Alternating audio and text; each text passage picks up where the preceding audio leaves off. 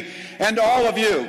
How great is it to come to a political rally where we talk about solutions and the future? That is the place you should be at. This place and these people talking about what we can do together to lead the green energy economy, to create jobs. So I'd like to say, again, a thank you to Tony and the folks at Cummins, a thank you to our legislative leaders who had the vision around the Inflation Reduction Act, around the CHIPS Act, around the Infrastructure Act, that finally invested back in America. And a huge thank you to the workers and our union workers who are here today that create those good-paying jobs and a quality of life. And a special thank you to President Biden for signing that legislation, to coming out and talking about what we can do together. Somebody who understands, that guy from Scranton understands, people want to come to work, put in a good day's work, be paid a fair wage, and be able to go home and have a little extra to spend on your family. He's been talking about this since he got into public office. And over the last 2 years, with the help of Congress, we are delivering for America in a way that we haven't seen. So, Mr. President, you have my undying thanks. Watching what happened, up until about 2020, governors were kind of on your own. You'd wake up and hope that the paper had good news, because it wasn't seeing the partnership that was coming. Those days have changed. In the state of Minnesota, under the leadership of Speaker Hortman, we're moving legislation to improve lives. We're moving legislation. We've invested $500 million to revitalize manufacturing, to capture the federal dollars, the state dollars, and maximize the private sector investments. All of those things are going to happen. And it's not just here in Fridley, although the mayor's going to tell you it's really here in Fridley where it's happening, but it's happening all across the state and all across the country. Residents in Austin, Minnesota are finally going to get that new bridge across I-90. Folks across Minnesota are finally going to see EV infrastructure start to reach some maturity so that we can continue to sell EV cars, create opportunities, reduce our carbon emissions. And I have to tell you, with the help of what they did in Congress and the President signing the bill, we're finally going to take care of the reconstruction on Highway 197 up in Bemidji, where it crosses over by Paul Bunyan Drive. And I've said this, for people here know this, Paul Bunyan did nothing small. He did everything big. So I have to tell President Biden it may be Joe Bunyan on this, because this is big stuff. These are big manufacturing jobs. These are big transformations. And all of those things are happening with an American workforce and American innovation across this country. This is America building back better than ever and creating jobs. And it happens in communities just like Fridley. So thank you all for being out here. Thanks for believing. Thanks for understanding that what we do collectively together can make an impact in people's lives. And I know I don't have to tell that to your great mayor of Fridley, Mayor Lund.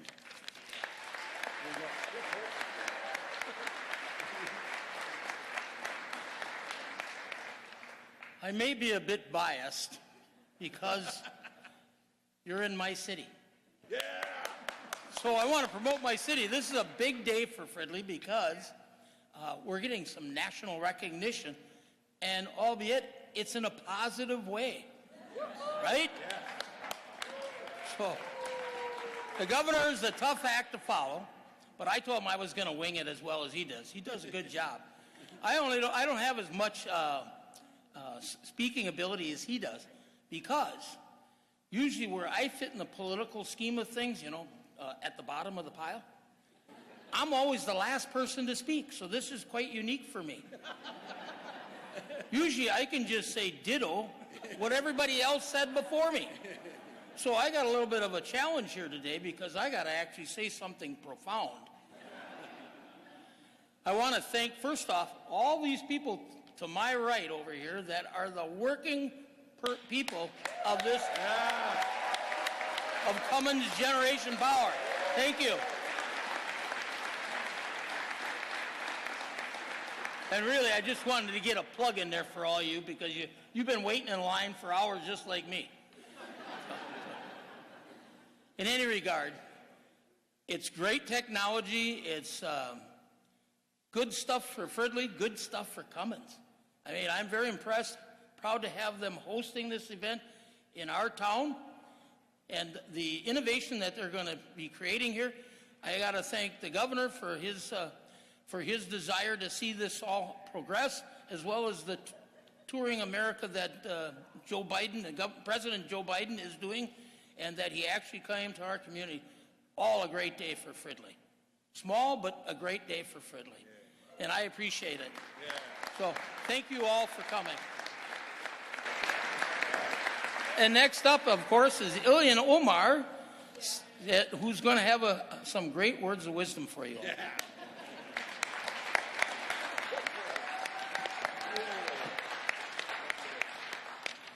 It turns out there's a reason we should always wear our heels.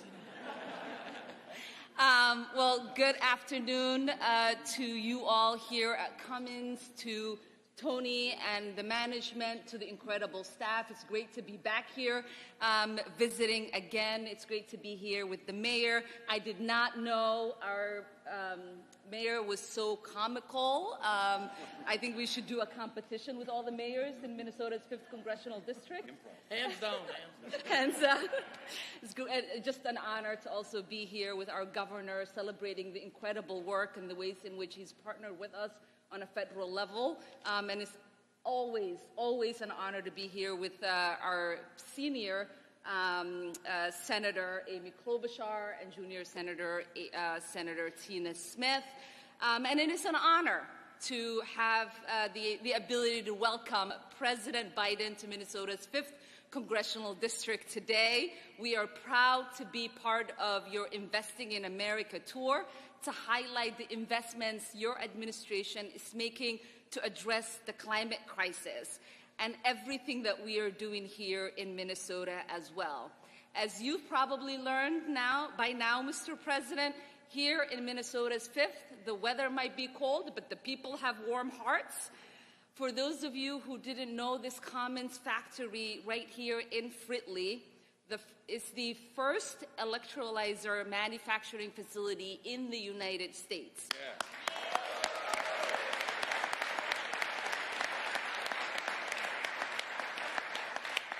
The electrolyzers manufactured here produce clean hydrogen energy that will help decrease carbon emission and reduce our carbon footprint, which has been a priority for me and so many others who've been fighting against climate change. Cummins now employs a diverse staff of over 1,000 people here in Minnesota's 5th Congressional District, and the Cummins Advocating for Racial Equity program helps support Black-owned businesses and mobilize mobile grocery markets throughout Minnesota's 5th Congressional District. The electrolyzer facility will add another 100 green jobs right here in Fridley. That's what investing in America and its future looks like.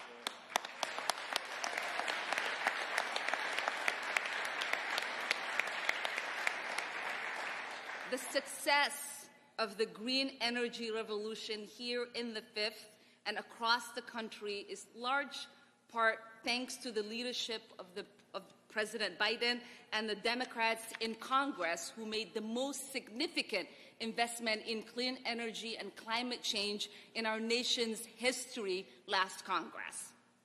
Across my district, we have helped establish a new era of American innovation and ingenuity to create good-paying jobs and confront the existential threat of the climate change. Since President Biden took office, we have been able to add 185,000 jobs across Minnesota. 120,000 new businesses have also been created, and the President's efforts have spurred over $2 billion in private investments. Yeah.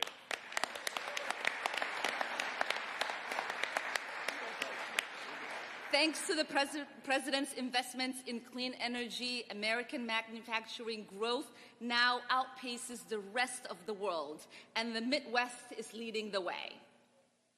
If we're going to truly address the climate crisis, it's going to take bold action, bold investments in clean energy future. And that is what we are doing right here in Minnesota.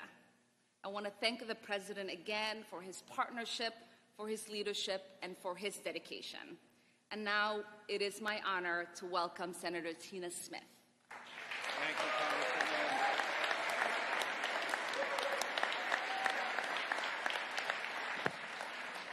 Good afternoon. I want to thank President Biden for being with us here today. I want to thank all of my esteemed colleagues standing behind me, and I want to thank all of you as we are here today to celebrate the Inflation Reduction Act, which is the most significant climate legislation ever to have passed the United States Congress and be signed into law.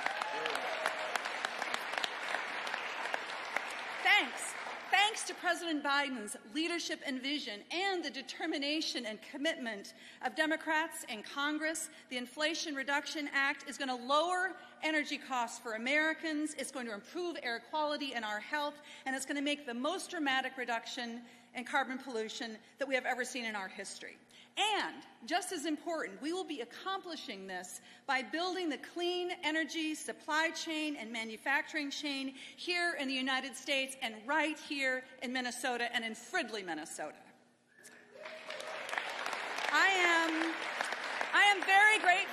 I am very grateful for the tenacious effort of the Biden-Harris team to get this new law up and running fast. And President Biden has been clear. We need to move fast and we need to deliver results for Americans. And that is what the President is here to talk about today at Cummins. Now, thanks to this landmark law, we are starting up manufacturing in Fridley to build electrolyzers, as you have heard, which is a vital part of the supply chain for creating green hydrogen, which will help us clean up and decarbonize heavy transportation and heavy industry. And this is going to be a big deal. The Inflation Reduction Act creates huge opportunities for companies like Cummins to build out that supply chain for new clean energy technology here at home. President Biden, today you will see that the clean energy transition is happening here in Minnesota, and we are leading the way.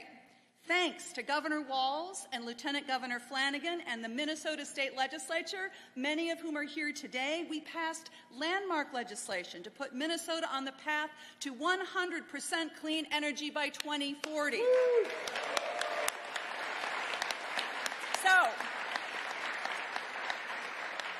I want to thank Minnesota workers and companies. I want to thank the utilities and rural electric co-ops, the labor unions and career and technical training, Minnesota's tribes. I want to thank everybody here in Minnesota who are leading and innovating and building the clean energy transformation for the good of all of us. And I want us all just to recognize that we owe a big thanks to Joe Biden.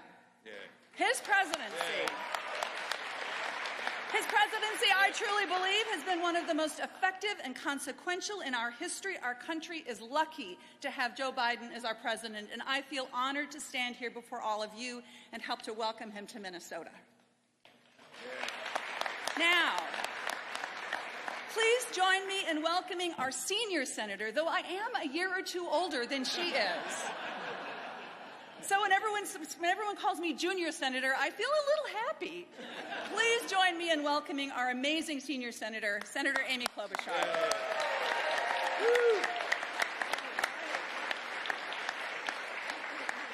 Well, thank you, Junior. Thank you, Senator Smith, for your leadership. And first thing, we are so excited to have President Biden back in Minnesota, the land where the women are strong, the men are good-looking, and all the electrolyzer manufacturing is above average. We thank the President for doing so much to make sure that good-paying jobs of the future are based right here in Minnesota, and yes, Mayor Lund, right here in Fridley. Now, we know the President chose to come to our state today because of the weather. And I promised him, by the way, that there would be no more snow by June. But it is wonderful to be here with the governor, with my good friend, Congresswoman Craig, by the way, is here, Angie Craig, as well as Tina Ilhan, and we also, of course, Betty McCollum is a member of our delegation. We actually saw Congresswoman Fishbach when we were at the derailment in her district, and I will say Minnesota's congressional district delegation, just so you guys know, is half women, and we are one of only 4 states in the country to send not 1 but 2 women to the U.S. Senate. But we are most proud today of the Cummins workers.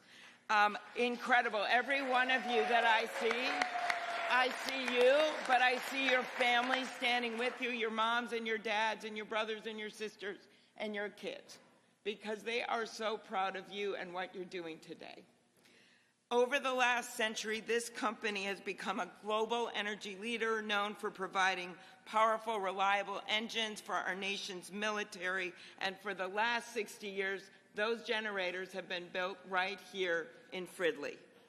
But like any good business, this business does not rest on its laurels. Its leaders understand that innovation will make them the powerhouse of tomorrow.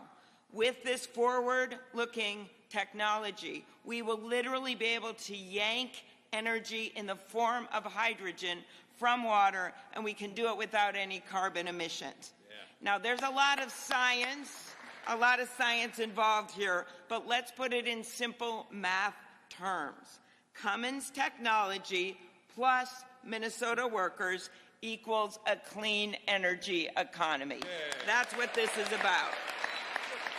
Now, we all know why we need this. We've seen the evidence, the fires, the hurricanes, the severe weather events in our state and across the world. In fact, every time someone says it's the storm of the century, Mother Nature says, hold my beer.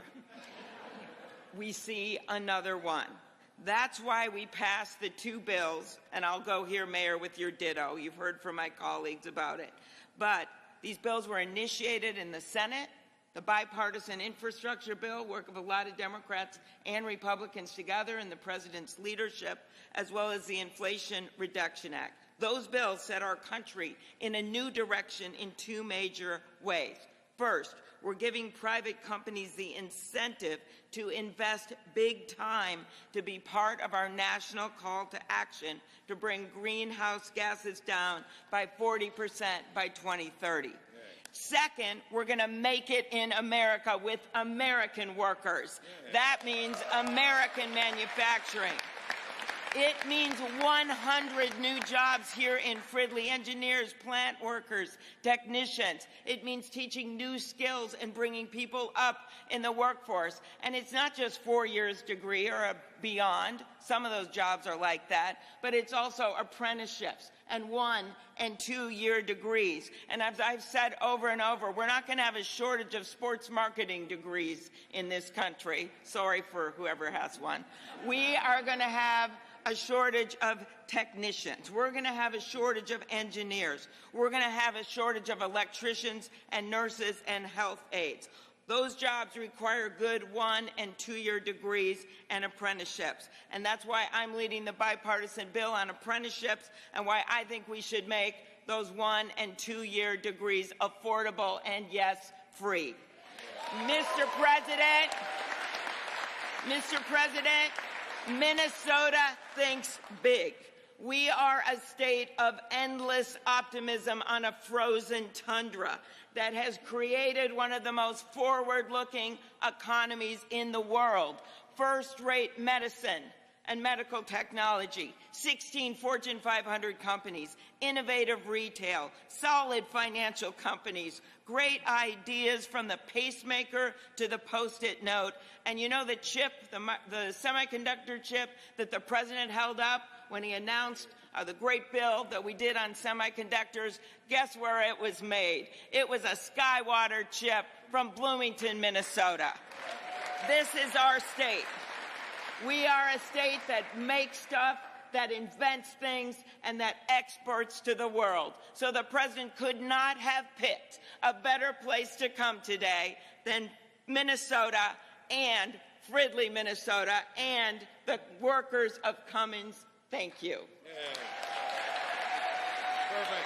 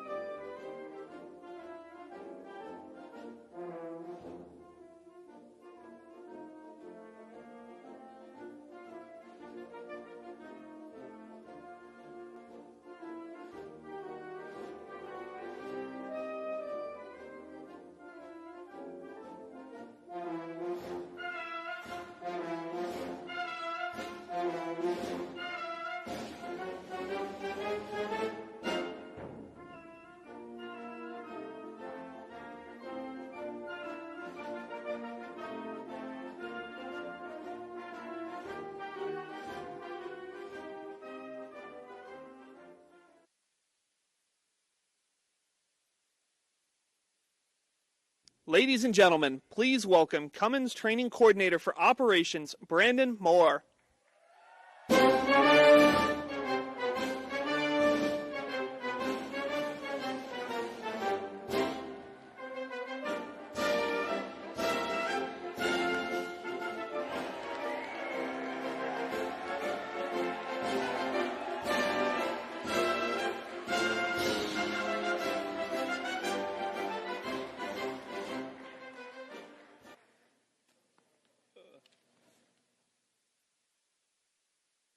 Hello, everyone.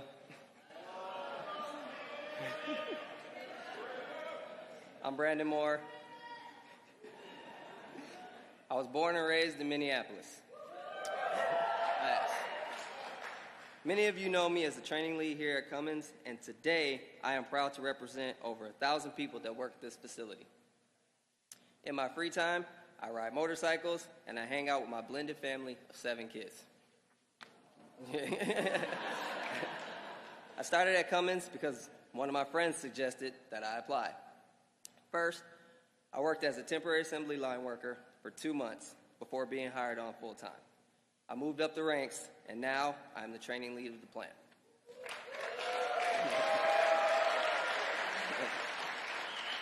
This means I train all the new hires who will be working on the shop floor on how to assemble, test, and package generators to be shipped across America and across the world, and that matters. Because at Cummins, we manufacture generators that power everything from recreational vehicles to generators that power data centers and hospitals in case of power outages. We are now building a new production line for electrolyzers that will use clean energy to power buses, trains, and so much more. I love working here, and I love being a part of an innovative company and a diverse team that builds things that have an impact on people's lives.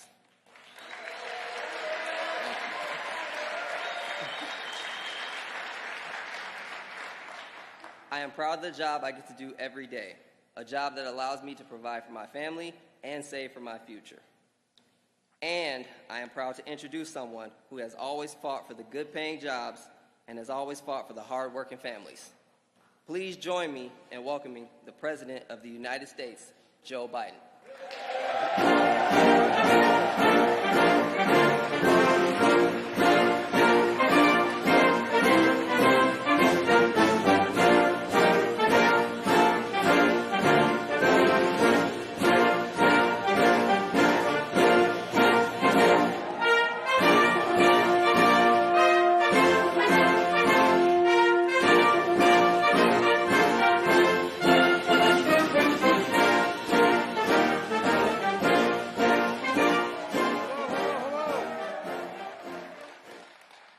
Please have a seat if you have one.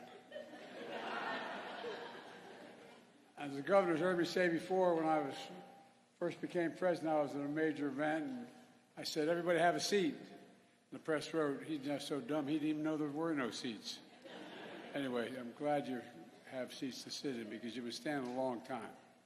Folks, I want to thank Brandon for that introduction. And Mayor Scott Lund, thank you for the passport into the city. I promise I'll not abuse it.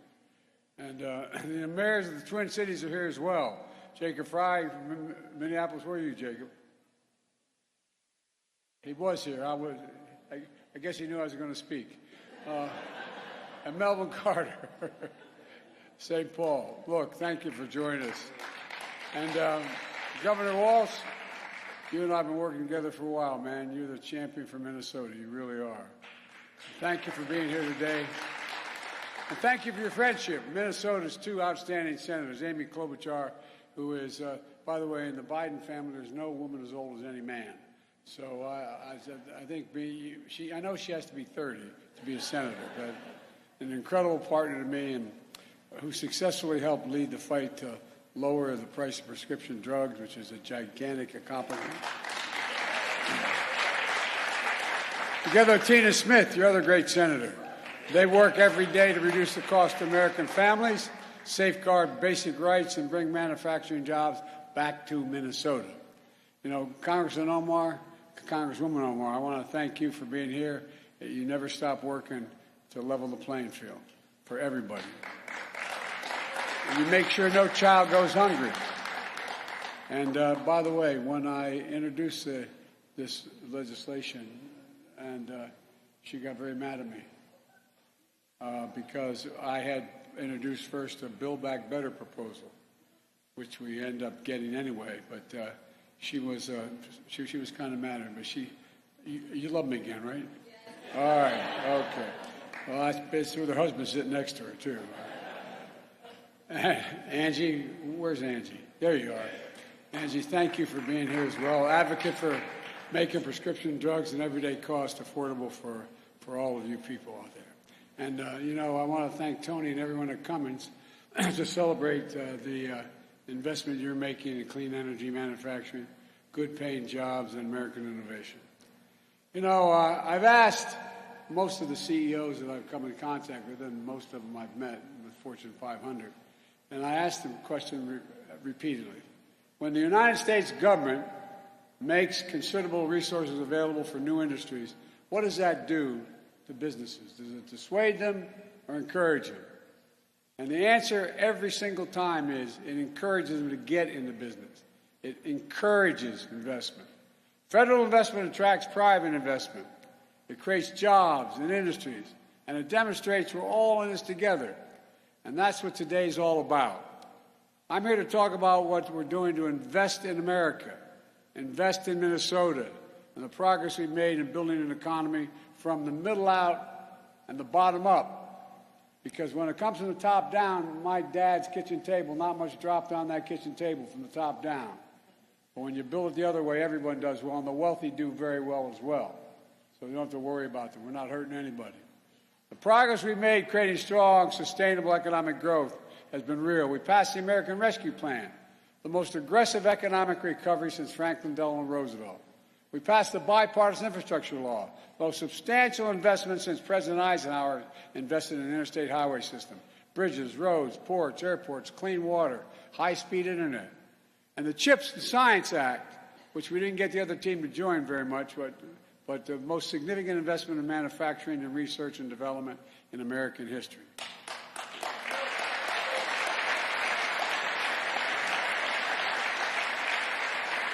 And the Inflation Reduction Act, the most transformative investment in climate ever. And by the way, not just ever here, ever anywhere in the entire world. The entire world. Put all together, the plan is to invest in America in a literal sense, not overseas, in America. Invest in ourselves, and it's working. Here's what it looks like across the country. A record 12,400,000 brand new jobs, including 800,000 manufacturing jobs just since we came to office. That's more jobs in 2 years. That's more jobs in 2 years than any president's created in 4 years. And it's because of this group sitting right in front of you just heard from. It means we're recovering every single lost job in the pandemic and created 3 million more. Instead of exporting jobs to get cheaper labor costs, that's what we did for decades. We used to lead the world, by the way, in investments. But what we started to do, we started exporting jobs and importing product, generating deficits. Now we're creating American jobs and exporting American products and growing our economy. Since I took office, we've attracted commitments from more than $435 billion in private investment in less than 2 years. And American manufacturing, American energy, look, and we've announced over 23,000 infrastructure, construction jobs, projects, in over 4,500 cities and towns all across America. Groundbreakings for new roads and bridges and airports, projects to deliver clean water, high-speed internet to homes and schools. And we're going to clean your Great Lakes while we're at it, by the way. Plus, my economic plan is building more clean energy future made in America. Not everywhere, made in America. For example, we're building a network of 500,000 electric vehicle stations by the IBEW all across America. And right here in Minnesota, when you're driving across I-94, or taking I-35 through the Twin Cities, charging stations will be easy to find, as easy as it is to find a gas station today. Folks, we're providing incentives for companies like Cummins to manufacture clean energy technology right here in Minnesota. For over a century, Cummins has built diesel engines and heavy-duty trucks and power generators. For over half of all medium and heavy-duty trucks on the road today have Cummins engines. Well, today you made generators for the Department of Defense for decades, as I walked through and saw them. World War II, 50% of all the diesel and gas generators used by the Allies in the war came from Cummins. When Cummins first manufactured hydrogen electrolyzers, they had to make them overseas.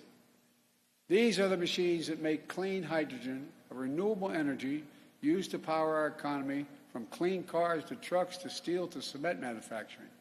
But now, thanks to the Inflation Reduction Act, with the tax credits for renewable energy, Cummins is going to manufacture these electrolyzers here in America for the first time.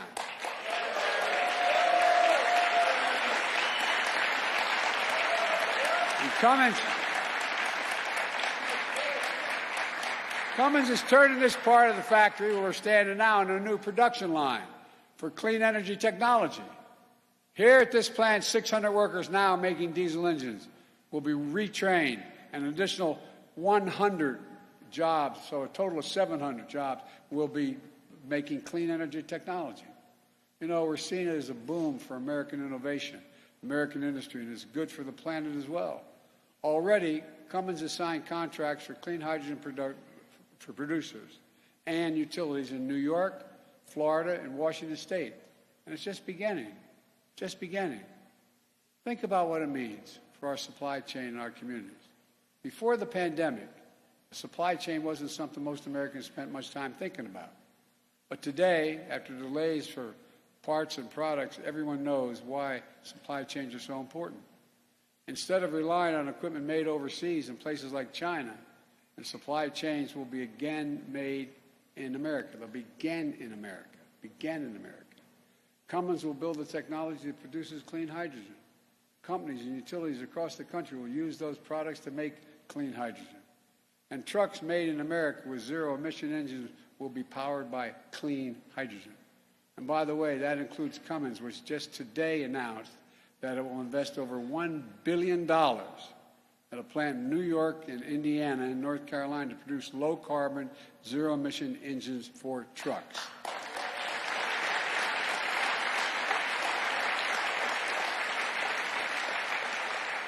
And the point here is it's all made in America rather than overseas.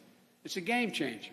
And folks, where is it written that America can't once again be the manufacturing capital of the world? Where is that written? We used to be. Well, we're telling a different story here at Cummins and over at Becker, where Xcel Energy is investing $600 million to build the largest solar farm in the state. Plus, we're building a solar storage facility at that site with innovative batteries made in West Virginia. Since I took office, companies have announced over $2 billion in major manufacturing investments in Minnesota alone, just Minnesota. And we're bringing other key parts of the supply chain back to America, like semiconductors, which you just heard about. These are the small chips, computer chips, about the size of the tip of my little finger, that affect everything in our lives, from our cell phones, automobiles, refrigerators, so much more. America invented these chips. We invented them. We made them smaller. We made them faster. We made them more powerful. But then something happened about 4 or 5 decades ago. American manufacturing, the backbone of our economy, got hollowed out. Companies moved jobs overseas.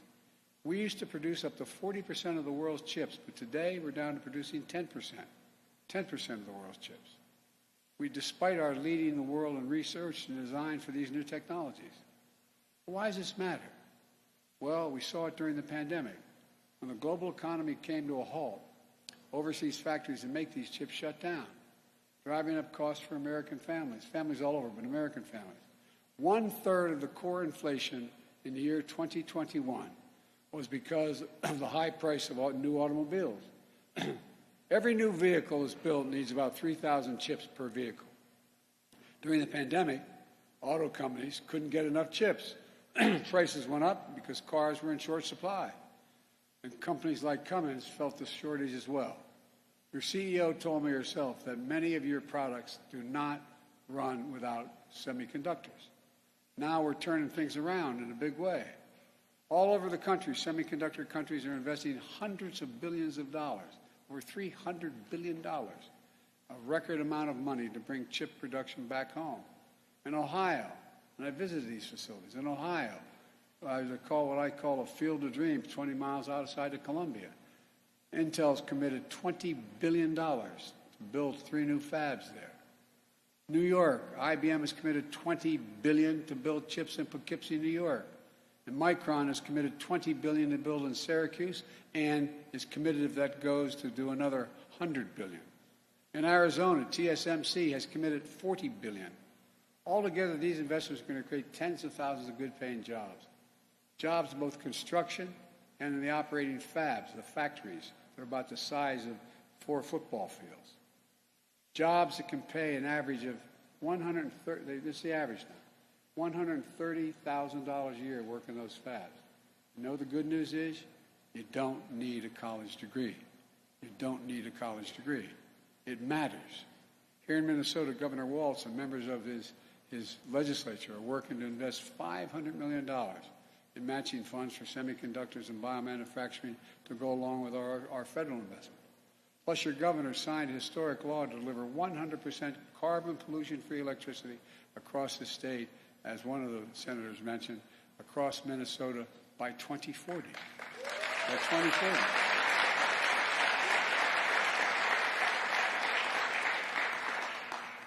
Hubert Humphrey would be proud.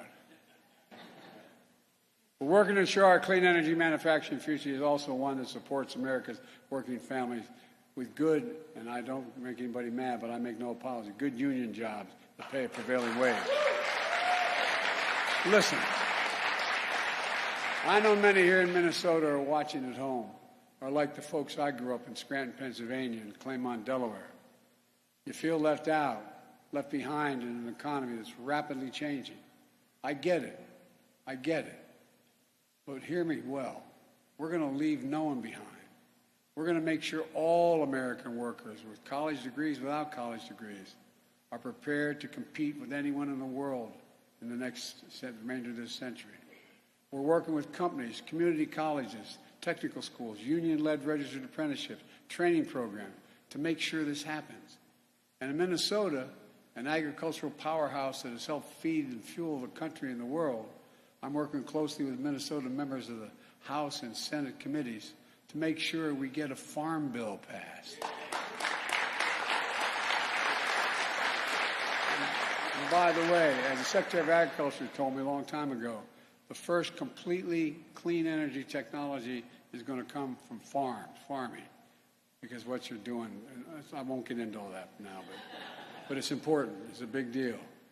And it's not just clean energy manufacturing. We're investing $2.7 billion in over 180 infrastructure projects just in Minnesota. I-90, we're repairing 10 bridges, improving ramps and traffic signals to reduce traffic and make driving safer. Replacing the main roof over Terminal 1 at the Minneapolis-St. Paul International Airport, so it's cooler in the summer and you can heat it in the winter. In Duluth and across the Great Lakes region, we've committed $1 billion to clean up reservoirs and waterways.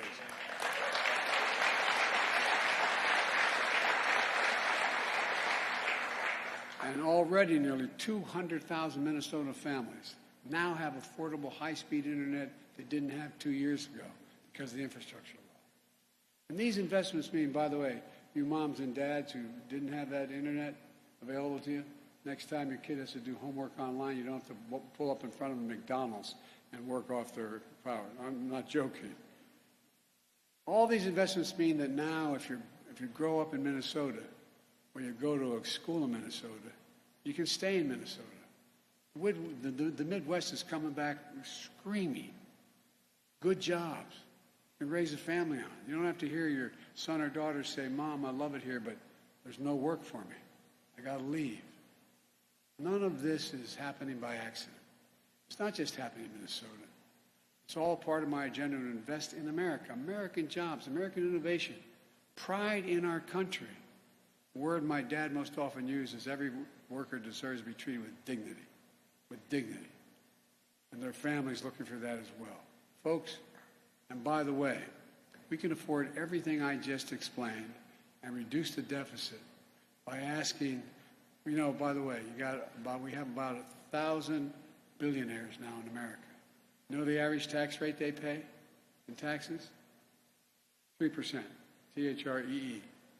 You know what paid for all this? You've heard me talk a lot about the fact that there were 55 Fortune 500 companies that made $40 billion, didn't pay a single penny in taxes. We did an awful thing. They're paying 15% now. But it paid for everything. Well, anybody who thinks the tax system is fair, raise your hand. All right. We found one millionaire right over there. She's not married. Propose to her quickly. Look, guys, the wealthiest America is the biggest corporation, and I come from the corporate capital of the world. Delaware has more corporations incorporated in the state than every other state in the United States of America combined. And I'm a Democrat, and I won 7 times for the Senate in that state. It's just paying your fair share and cutting the subsidies for specialists. Why are we subsidizing oil companies? Why are we anyway, under my plan, nobody earning, this was a commitment I made when I started, and I've kept it, and I'll keep it as long as I'm here. No one making less than $400,000 a year is going to pay 1 single penny extra in federal taxes, not one. And for example, because the law that I worked on for decades and got signed into law last year with the help of your congressional delegation, took on Big Pharma. Now look, we pay the highest prescription drug prices of any nation in the world. You're shaking your head no, Jack, but I'm telling you it's true. Any nation in the world. Well, guess what?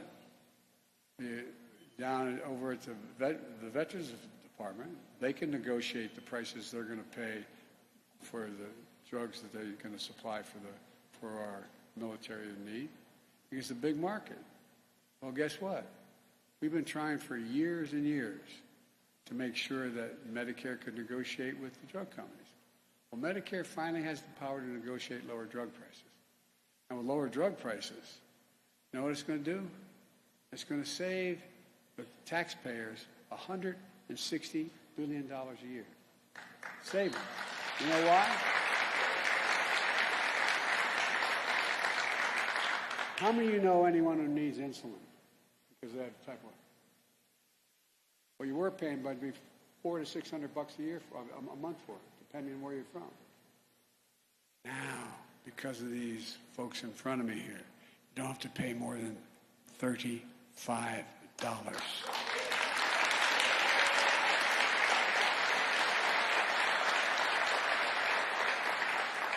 You know why? That's fair for a simple reason. You know how much it costs to make it? The insulin? $10. $10. Been around for 100 years. $10. By the way, there's a couple other provisions there. If your mom or dad, God bless them, are on expensive prescription drugs, and God forbid they get cancer, well, they can pay as much as $14,000 a year for the cancer drugs they need. Not anymore. Beginning in 2025, guess what? All your drugs, you can never have to pay more than $2,000 a year, no matter how much it costs, if you're on Medicare.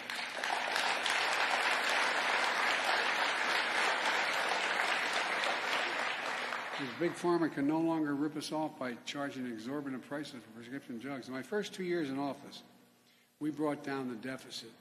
All this, now you hear some of my friends saying Biden's really causing great deficits. I cut the deficit over 2 years by $1.7 trillion, more than any president has in the history of the United States of America. And by the way, the last guy who had this job, he increased it by $2 trillion, the deficit. Look, my budget reduces, the budget I've introduced now reduces the deficit by nearly $3 trillion over the next 10 years. But folks, unfortunately, this is not your father's Republican Party. I have gotten, if you no reason why you should know anything about me, but I've gotten on well with my Republican colleagues over the years, for real. Good relationships. But this ain't your father's Republican Party. This is what I call the mega Republicans. The MAGA Republicans in Congress threaten to undo all this progress. They're putting our economy in jeopardy by threatening to refuse to pay America's bills that took 200 years to accumulate now, by the way. Not this year's, last year's, 200 years.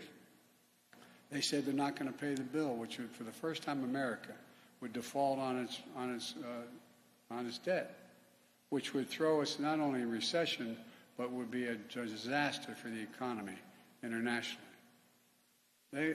They want to cut taxes, cut more taxes for the very large corporations. They want the power we just gave to Medicare to negotiate lower drug prices. They call it a huge giveaway, and they want to eliminate it. They want to. I mean, you just turn on the television, you hear them talk. Well, turn on some channels like Fox, you'll hear them talk. Big Pharma increased the deficit, the cost of the taxpayers by another $2 billion. Look, based on what we know so far, their plans would explode the deficit, increasing it by more than $3 trillion in the next 10 years. And they also want to cut the investments in clean energy manufacturing and encourage companies to expand and create jobs here. Look, you know, as I said, this clean energy proposal we have, it's $368 billion. Seems like our Republican friends want to cede clean energy future to China, make us dependent on overseas supply chains, export jobs overseas, and weaken our energy security. The MAGA Republicans in Congress also want to cut the CHIPS and Science Act, stripping our investments for the next generation of science and technology, from biomanufacturing to quantum computing. Take away, get rid of it. That would mean ceding the future of innovation and technology to China. Well, I've got news for my MAGA Republican friends. Not on my watch. Not on my watch.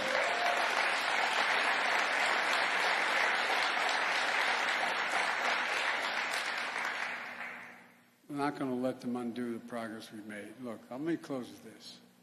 I've been determined to make things in this country again, to build manufacturing capacity in America, to make sure we're never again in a position where as we were during the pandemic, we're relying on other countries to make things we need badly at home. Some folks didn't believe we could do that, but we made it. We made no bones about it. I've said for a long time, if we invest in America, we can change the country's future. We have the best scientists in the world. We have the best research universities in the world.